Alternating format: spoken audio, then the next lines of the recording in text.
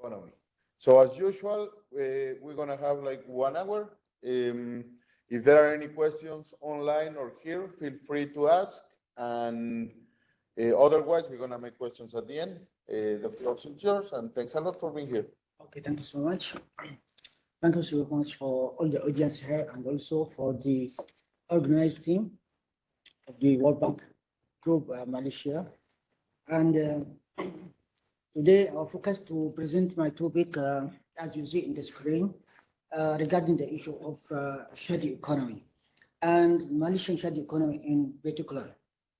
So before to deliver our talk actually about the issue, we have to focus on the definition or the concept of the shadow economy precisely.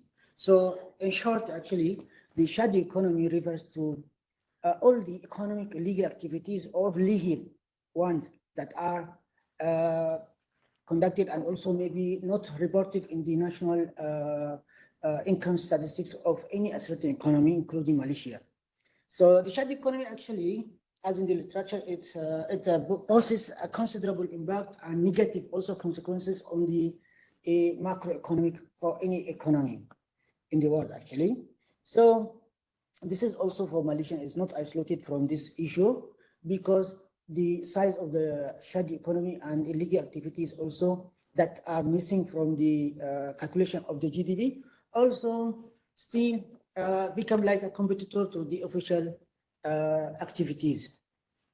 So this is clarification, like what do you know what share of people in the labor force in Malaysia are like in the informal sector?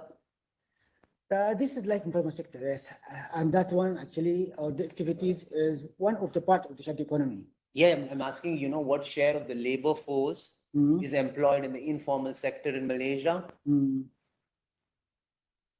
I don't understand what you are meaning about the. Let's say, for instance, if you look at India, right, and if Okay. you look at labor force participation, Okay. you would see around 80 to 85% of the labor force is involved in what are called informal activities. Yes, Yeah, yes. informal sector. Informal sector. So in Malaysia, what is the share of the labor force which is involved in the informal sector? Is what I'm. Very unemployed people actually, they will be considered like participating in the shadow activities. This is one part also. Not only or not to be so exclusively to just only those or unofficial people, those practice for the what you call the tax evasion, for example, or smuggling or other illegal activities. So any economic activity that add value or generating income, and that income become untaxed or not reported in the calculation of the GDP, also considered to be like a shadow activity or shadow economic activity. But I think Rajesh's question was if you have the number of what is the share of informal sector in Malaysia or share of labor force that participates in informal sector, not necessarily illegal activities or something, just the informal participation, sector. just only like a score, for example, right? Or in terms of percentage. Like a share, yeah. As a figure. So I have it, but it's not here in my laptop or in the slides here. But I have actually about the statistics about how actually we calculate that one in indirect way based on some information for the total labor force and also people or the person that are working actually, or they have their own work. Then based on some calculations, we can also capture the people they are not working and also working for their own, like self-employment. People like self-employment or doing business for their own accounts, also considered as a part of the total labor force, but they are working for their own pocket or accounts. Yeah, but that does not make you informal, right? I could be self-employed, but I could be registered and I could be paying my taxes. I'm self-employed, but I am not an informal worker. An informal worker is one, by definition, one whose either enterprise or own activities are not registered with any authority. Yes, of course, it's not necessary to be natural individuals. Yes, it can be like firm, it can be like enterprise, as you said, actually. But at the end, they are not registered. So that's why we consider them to be like in the shadow or working in the shadow. Because since they are registered, so they will become like what? Organized or to be in the formal economy. So no need to call them like they are working in the shadow area of the shadow economic activities or underground or hidden economy. So the issue is that they generated income to their own accounts, right? But that income also not reported to the tax authority since it was not taxing. So also consider to be like shadow economy or underground economic activities. So this is in short, actually about the definition or the concept of the shadow economy. So everyone looking for the definition or the activity from different angle. So that's why actually we have so many sources of legal activities about the shadow economy. It's not only just refers to the part of the illegal activities like tax evasion or money laundering or other illegal activities. Any economic activity that generates income, in short, okay, and not taxed or not reported to the authorities, considered to be like shadow economy. Yeah, we all agree on that definition. Yeah. So about Malaysian shadow economy, what have been done about the estimation of the shadow economic activities or the statistics that has been done before. So from the literature, actually, this is the table that summarizes some studies that have been conducted before on the shadow economy and using different methodologies. So, and based on this table, actually, so some studies actually refer to them to be like some studies separated. It's been that conducted to capture the shadow economic activities or statistics in Malaysia in a separate study with using different time periods also and different methodologies. And some studies actually grouping Malaysia with other countries without considering for some or the differences in the economic policies or the environment. Okay, some studies also conducted in terms based on the state level or illegal activity.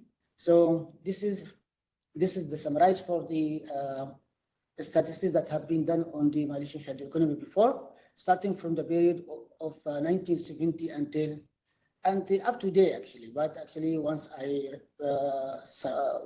published this paper, it was actually this paper. It was like a response to a professor in UBM and also one professor in Monash University. So they estimated long time about the shadow economy, and they had some methodological errors that we respond to them actually in order to correct the shadow economic estimates in Malaysia. So we are coming actually in the next slides to explain about what they have done about, as example, for two studies actually. So regarding this, Malaysian shadow economy was conducted based on the state level analysis of legal or exclusive and illegal activity using specific method of estimation.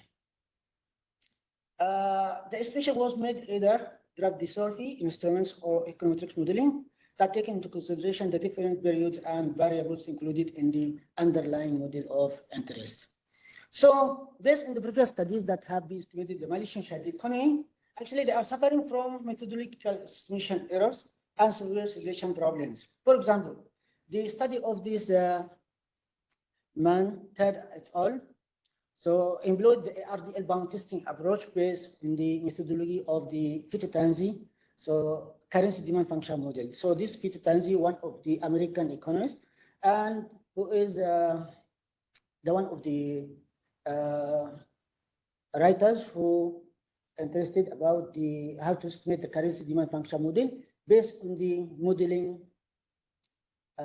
for the model of currency demand function to be like in direct methodology to capture the estimation for the shadow economy. So this time actually focusing on the period from the 1972 until 2012. So we found actually some methodological errors, and we'll explain about them in order to explain what we have done actually to correct the estimation for the shadow economy. As to the methodology adopted and its analysis, the reported findings were inaccurate due to the following reasons. This is what we have seen before. So first point, the author ignored the ratio of demand of money. Regularly said, sorry, the ratio of demand of for the money, which was money in circulation. They consider only the demand for money to be in this category of money, like money in circulation, to broad money on its determinants of GDP per capita, tax burden, which was also measured by the ratio of total indirect tax revenues to GDP, interest rate on paid on saving deposits, and the inflation rate measured by the growth in the GDP deflator. So from the result obtained, they found that the estimated variables were statistically significant at all levels of significance, except for the inflation, which was insignificant in the selected ARDL model. What does ARDL stand for? Autoregressive distributed lag model. This is one of the methods, belongs to time series data requirements, okay, for capturing the configuration issue. Means that if the demand for money and its determinants, if they are moving together over time or not.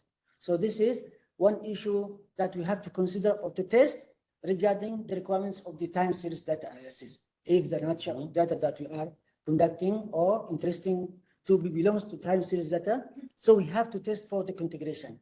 If there is configuration, so we have to move to second or next steps, that is capturing for long run and short run, and also to conduct about some diagnostics tests that to prove that your estimation process it was conducted correctly. So based on this study for time, and can I ask one more thing? Is it an assumption that, and maybe you'll tell us more, is it an assumption that all the shadow economy is only going to operate through a cash-based economy?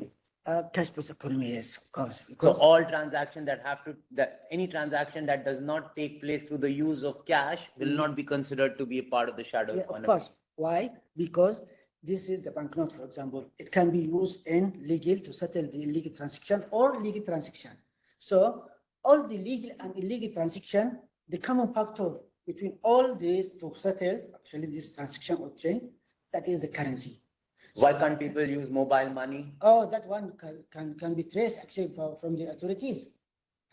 So sometimes during, due to the nature of the illegal activities to be like hidden or latent. But this is an assumption you are making. It's not a fact. Is what? So let's say in India, right? Again, I can talk about the context I know. Say a lot of vegetable vendors in the last few years in India would use and accept mobile money. Similarly would be the case if you go to a place in sub-Saharan Africa, such as Kenya. But these people are all in the informal economy. It's not that they are getting taxed by the government in any way. Yes. So, but they are not using cash for transactions. They are using mobile money for transactions. But they, according to your definition, are part of the shadow economy, right? Okay, this is now due to the development of the technology, actually. Yeah, but this has been already 6 years, right? Digitalization also affecting on the size of the shadow economy to be there or not, actually, like the way you are talking about. Or some transactions like remittances, actually, they use some applications. So this is the new development, actually, for the area of the shadow economy or underground economic activities. So now, actually, we are focusing more on the estimation of the Malaysian shadow economy, as we corrected actually the statistics before, based on the unacceptable methodological errors and estimations that have been done by some studies. For example, like this study of Tan et al. 2016 made unacceptable methodological error that showing the coefficient of GDP per capita as negative. As we are economists, actually, we are knowing that the original relationship between the money demand and also the whole economic activity to be positive, and increasing in the investment, for example, or the expansion for doing business. Actually, this is required to increase your demand for money. Okay, so this study actually they reported about the coefficient for the GDP per capita to be negative without to interpret actually. Compared to another study focused like this is from Monash University, then we will come to explain about what he has been done about the interpretation. He found the same negative sign between these two items, GDP per capita and also the demand for money, but he provided his interpretation about this negative relationship. Actually, in the Keynesian theory, the original relationship between the money demand and also the GDP per capita, the GDP overall the whole activity in any asset in economy actually to be like the positive relationship. But they reported about the negative relationship between these two, and this is not acceptable since there is no interpretation about that. But there is an interpretation, right? Me, I could say right now, since I moved to Malaysia, I have withdrawn cash only 4 times, maybe in total. And for the time, so this is the interpretation for the second study. We will come about that one. Also, that one also is not acceptable for in case of the economy of Malaysia. So Malaysia, because the performance over the long run, actually, for Malaysian economy, they have done a lot of things that actually justify the relationship to be originally to be positive, not like negative relationship between the cash of money and also the expansion of the whole economic activity. And also this can be acceptable when during the national war. But Malaysia, they don't suffer from this issue in terms of political, what we call noise or instability or something like this. So how come to accept the relationship between these two factors in case of the Malaysian economy? Because this is against the theory or the Keynesian theory or other also economic theories. Anyway, for this relationship, actually, the key point, the positive and significant coefficient values for the scale value of the GDP per capita and the financial variable of the tax burden are necessary condition for quantifying the magnitude or volume of the shadow economy using the currency demand function methodology. So, and we will provide why this should be like positive and significant. For example, when the GDP per capita coefficient has a negative sign, the variable does not make sense for Malaysian currency demand function model to be as a proxy for calculating the size of shadow economy. This is because the relationship between this money demand and the GDP per capita actually originate to be positive, and they reported to be like negative. But that's not a methodological problem, right? That's an empirical finding. That's a big conceptual distinction, right? You could say, hey, it's mean that maybe this is attributed to the estimation error. Something went wrong with the process for the estimation or numerical estimation for the shadow economy. So we'll justify now why should be like a necessary condition for obtaining the positive relationship and also significant. Since the variable is not significant, it's mean what? Doesn't practice any influence on the another factor or variable, right? So how come to say, for example, the taxation affecting on the demand for money in case for the coefficient is not significant. So that doesn't make sense for confining the shadow economy using the currency demand function as indirect monetary approach for capturing the size of the shadow economy. So as we said, actually, this does not make any sense for Malaysian currency demand function as a proxy to calculate the size of shadow economy. And this is because the relationship between money demand and GDP per capita is originally positive. So authors did not interpret the inverse relationship they found between these two variables in their study. Another study like Haspalai, this is from Monash University, found negative signs for GDP per capita, as you said now, and they use actually an indirect measurement for an indirect measurement for the currency, for the shadow economy in Malaysia. But this Haspalai and his friends interpreted the inverse relationship by considering money, as you said, as inferior good. And they said, with higher income, the individuals will reduce their demand for money. For cash. Yes, for cash. So this is the justification they provided in order to avoid actually any. And I'm trying to understand what is your theoretical argument against Yes, justification. of course, yes, they provide their interpretation, but in case of Malaysian economy, cannot be considered money to be like inferior goods. Why? Because the economy was growing constantly over time since 1980 until today, let's say until today or until 2020. But they're not saying that the demand for, so that's what I was asking. There's a clear distinction, right? One is demand for cash, and one now money can be available in a variety of forms, digital money. So all I'm trying to say is the demand for digital money could be positively associated, whereas the demand for cash, as they find, could be negatively associated. All I'm trying to understand from your reasoning is why do you discard that argument? What is your justification for saying that's not the case?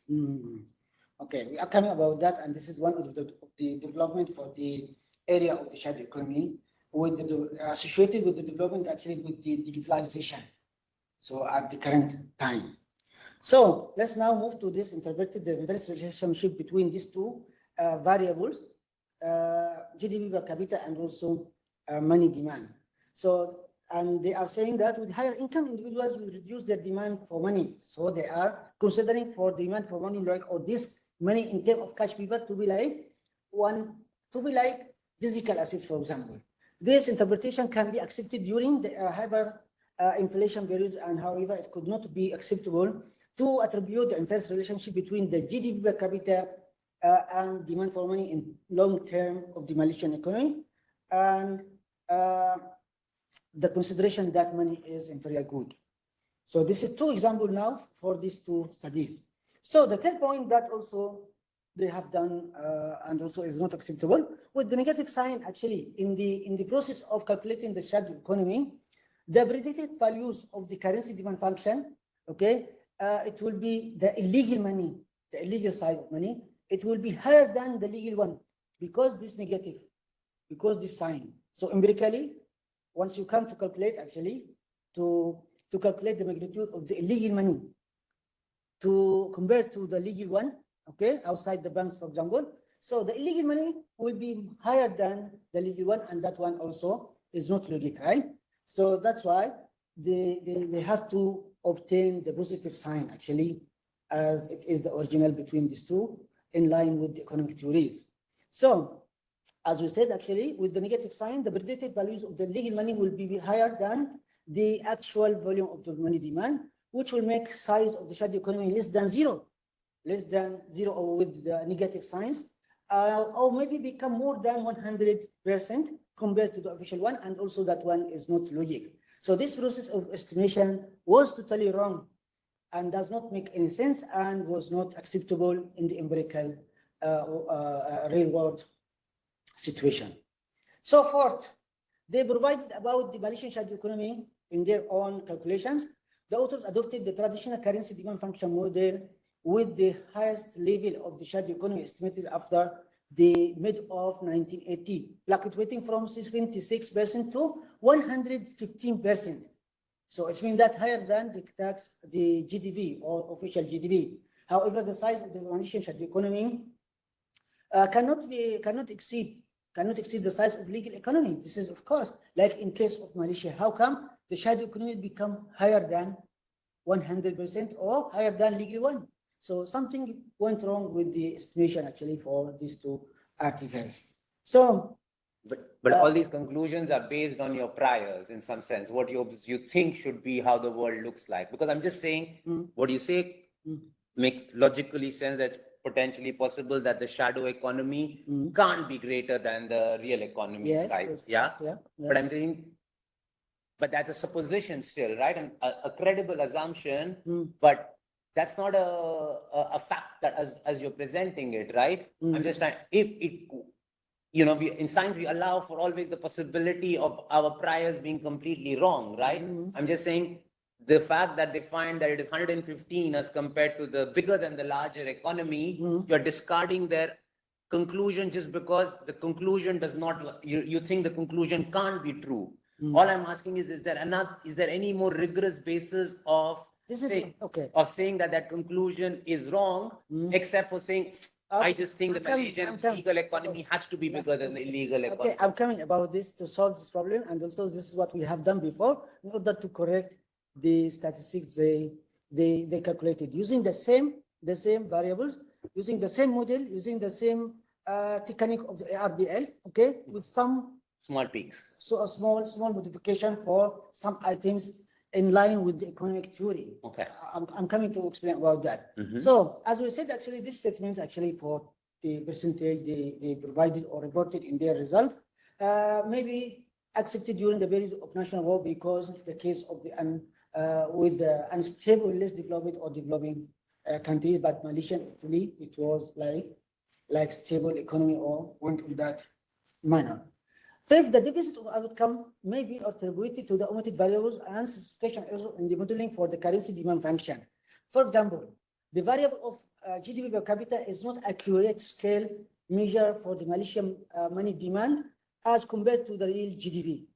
GDP per capita does not reflect actually the high living standard of Malaysian citizen, does not also account for the income obtained from illegal activities. Why? Because actually once we calculate the GDP per capita, it is coming from dividing the whole economic activity or GDP divided by the population, right? So because this issue does not reflect actually the income distribution levels and consumption behavior among the three main ethnic communities in the Malaysia, like for Malay and also Indian and Chinese.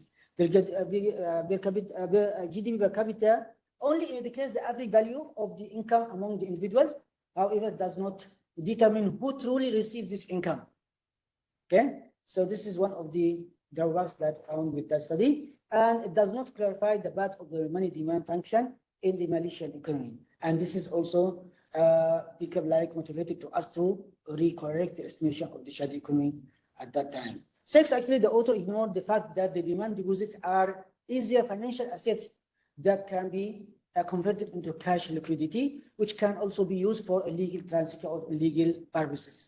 So to analyze the Malaysian currency demand function model, so the magnitude of money demand deposits or the current account should be also included in the the money in circulation to measure a robust estimation process and also improve understanding of the behavior of individuals for using their cash in the economy overall Malaysia.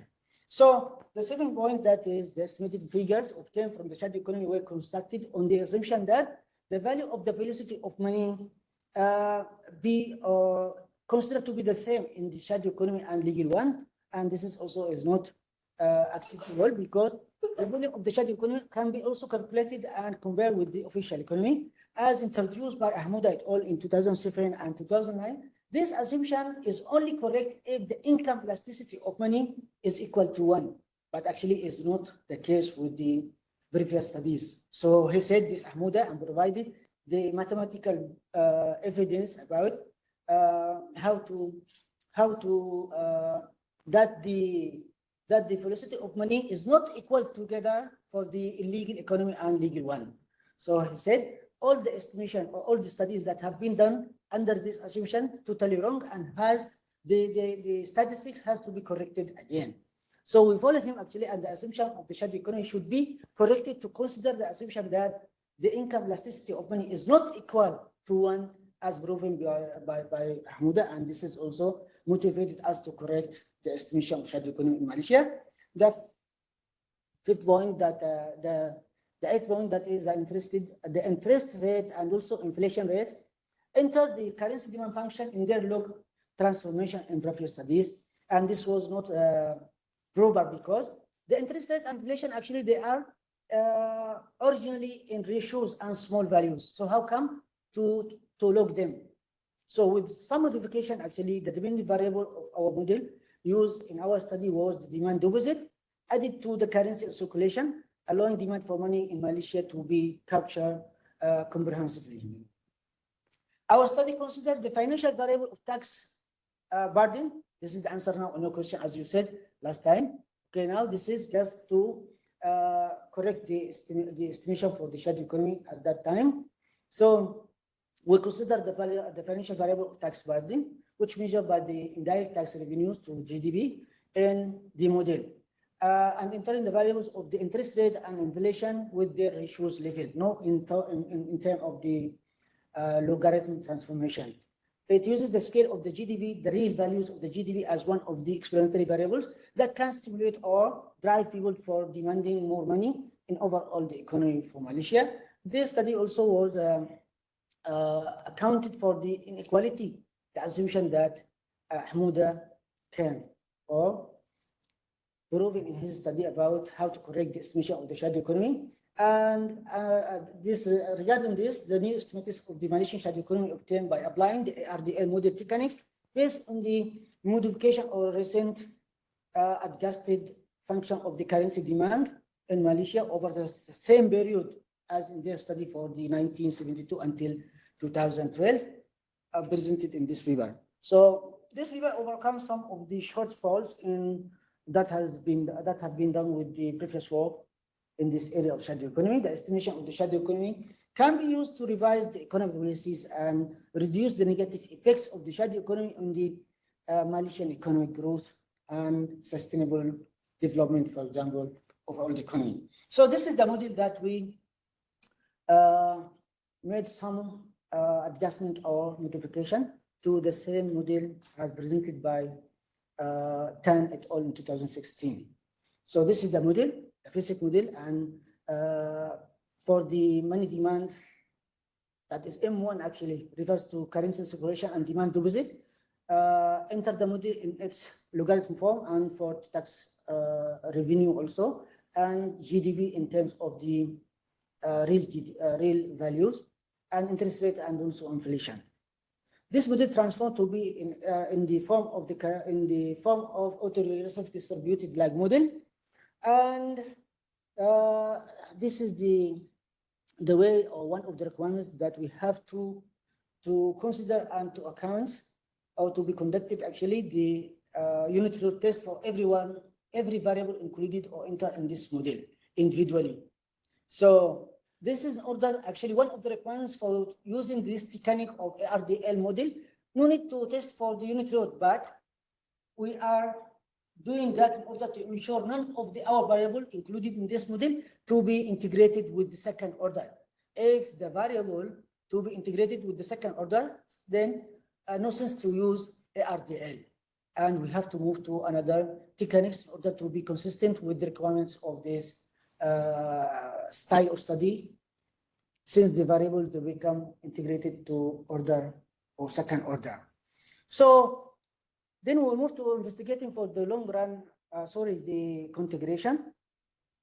And this configuration is based on the items in relevance to long run period.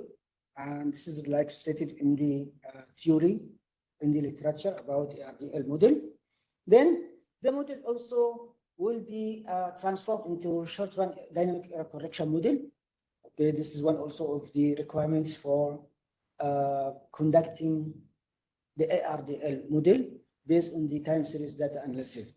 And after we capturing actually the best selected model based on the currency, based on the ARDL model, and conducting also or checking about the diagnostic test and stability of the model, so that we obtain actually from our analysis. So we will move based on the long run coefficient to estimate the shadow economy and correct the statistic for Malaysia.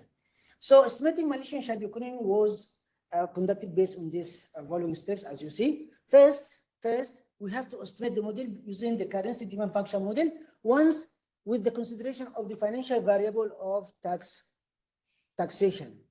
Okay, so because and again also to estimate the model by relaxing for the taxation variable to be like 0. This is, they are saying actually with the higher tax burden, actually this is pushing for the people to elude for paying taxes over all the economy. So the second step that we have to do that is capturing the difference between the predicted values of the currency demand function model, and this difference in the previous step refers to the money that used maybe for the illegal activities of all the economy.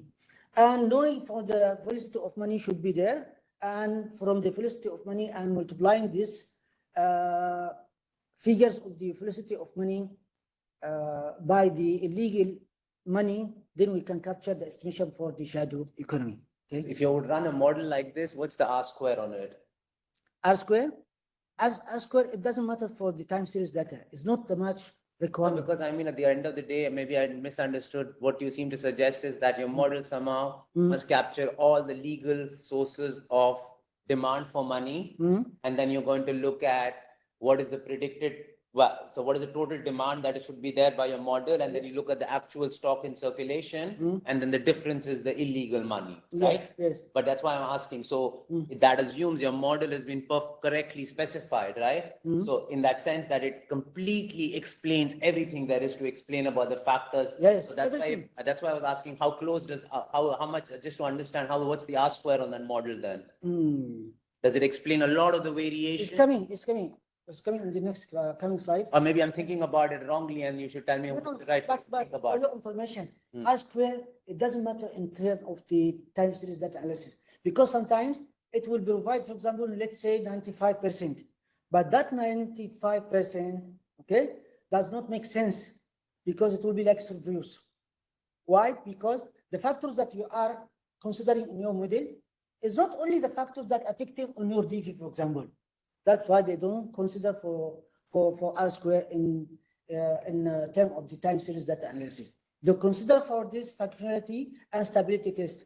If your estimation, the process for your estimation, of course, at the end, you will obtain the magnitude of the R square, adjusted R square, not R square, adjusted R square. And this is also reported in our result that we published before. So I will let you see this one in the next slides. Now let's now to explain about the steps for capturing or correcting the shadow economic magnitude in Malaysia. So after we obtaining the illegal money, the magnitude of illegal money of all the economy, and knowing the velocity of money, so multiplying this velocity of money by the illegal money, then we capture estimation for the shadow economy. And this shadow economy, these statistics actually that we obtain must be corrected or should be corrected using the suggested form or condition that provided by Ahmuda. That is, shadow economy over the official GDP should be the illegal currency divided by legal currency, all of them together 1 over beta should be equal to the shadow economy over the GDP, all of them to the power 1 over beta. And beta here, this is the coefficient of the GDP in the model. So, and this is now in this slide, actually, this is the derivations that provided by Ahmuda to provide about how he calculated or got the condition, the last condition we presented here about illegal currency to the legal one should be all of them to the power 1 over beta should be equal to the shadow economy divided by legal one, all of them to the power 1 over beta. If they are not same, then something also went wrong and we have to check again about the estimation process.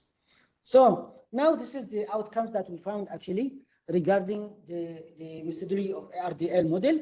So from the statistics, actually, we found that it is significant at 5%, indicating that the currency demand function and its determinants, they are moving together over time. And it's been providing about the connection or the relationship between them over long period. And this is the outcomes in the right-hand side about the long run and also short-run estimates and diagnostic test reported to this model. So I don't know if you see well or not.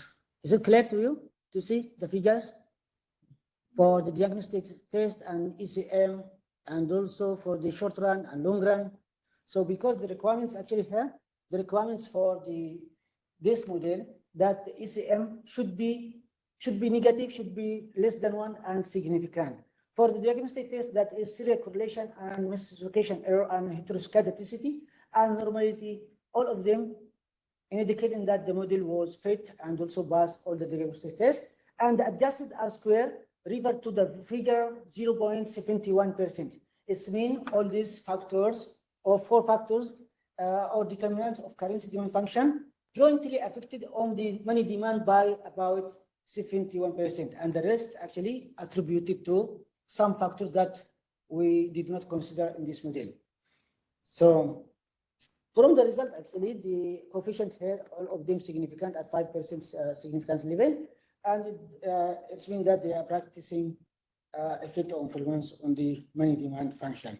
And based on this long run coefficient, we calculated our estimation for the shadow economy in Malaysia, and this is look at this figure and look at the statistics here. So we corrected the estimation of the shadow economy, the column number 1, as a percentage of GDP, and this is the average is equal to 43.94. And this is the trend of the shadow economy over the period starting from 1972 until 2012. As reported in this figure and also in this table. So now this is the application regarding the our estimation or the outcomes that we found from our study, that it is observed that the Malaysian shadow economy formed a significant portion or part of the total official Malaysian GDP.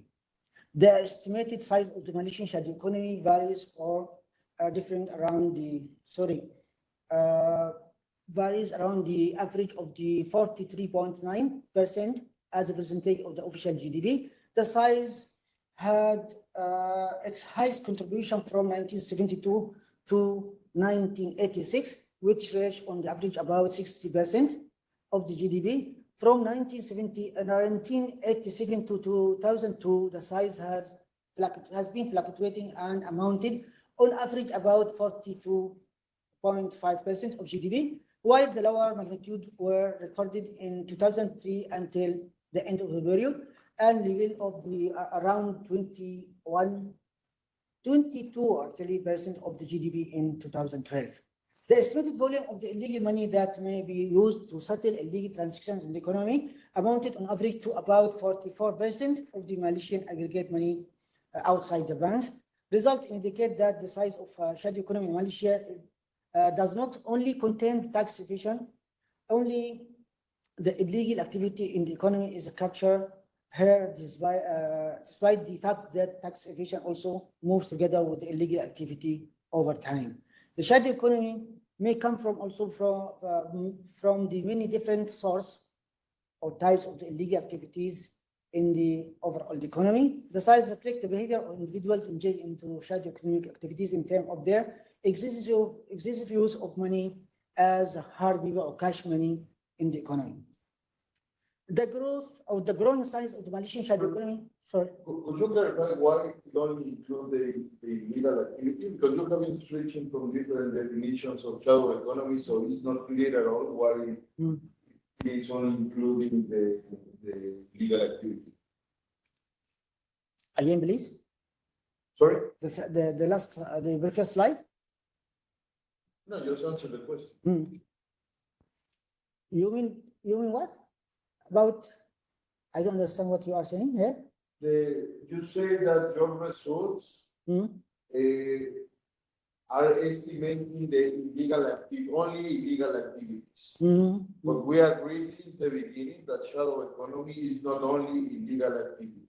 Yes. So can you clarify why your result okay. is speaking only about illegal activities in case that is true? Okay, we are meaning that once we are saying legal or illegal, sometimes the legal activity that is allowed or sorry to practice or to transact in your overall the economy, in nature this is legal, but it's not reported.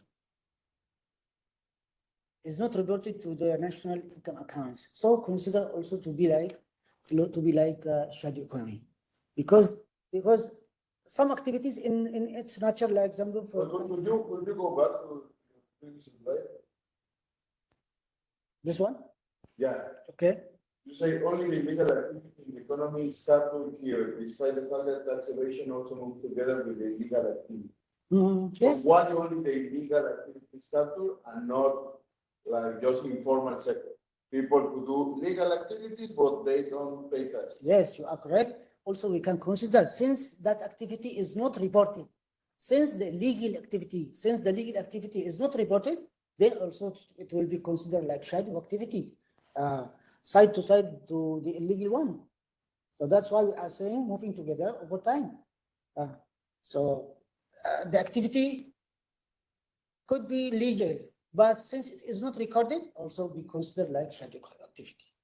His definition of illegal is anything which is not registered. Yes, he's calling it illegal rather than so informal. the criteria have to be So the criteria here to be recorded or not recorded. Exactly. And one criteria also, one more thing is that to be legal or illegal regarding the regulation, for example.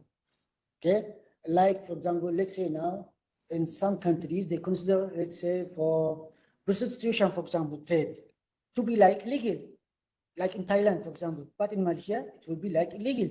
So the difference now to consider this legal or illegal, the registration for the activity with the authorities, since it is generated income. So this is the criteria. So the growing size of Malaysian shadow economy is driven by the long-run economic policies that result in the distortion of the macroeconomic variables and preventing the economy from taking off from developing into developed economy. For instance, fluctuations of the exchange rate, for example, of the Malaysian ringgit. This is one of the manifestations actually about what is going on with the performance of the economy and also the expansion of the shadow economies. The decline of the purchasing power of the Malaysian currency and erosion of tax revenues and increase in the tax evasion and reduction in the public expenditure and higher expenditure in line with the corruption extended in the country contribute also maybe to the expansion of the shadow economy. The size remains large in its magnitude as a percentage of official GDP, although the percentage of the shadow economy is declining from the trend that we presented, but its magnitude in absolute terms or values is much bigger, and thus will continue to an important problem in the economy. The size of shadow economy provides a clear signal to the authorities of the need to reduce its current magnitude and restrict these shadow activities. And the study emphasizes that the need for the issue to be addressed in overall Malaysian economy by examining the labor, physical, monetary, and security policies overall the economy or the country. So this paper will published through the Journal of the Economic Analysis and Policy, Elsevier publisher during 2019. That's all, and we'll come back. Any question?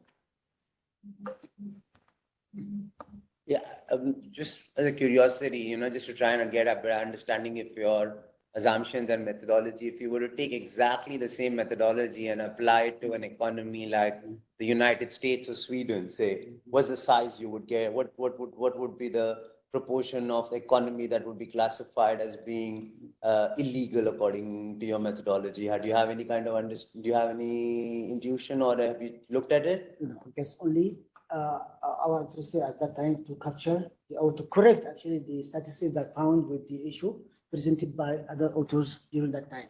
At the current time, we have one project actually dealing with the Ministry of Higher Education actually to conduct the estimation of the shadow economy from the corner of the expenditure.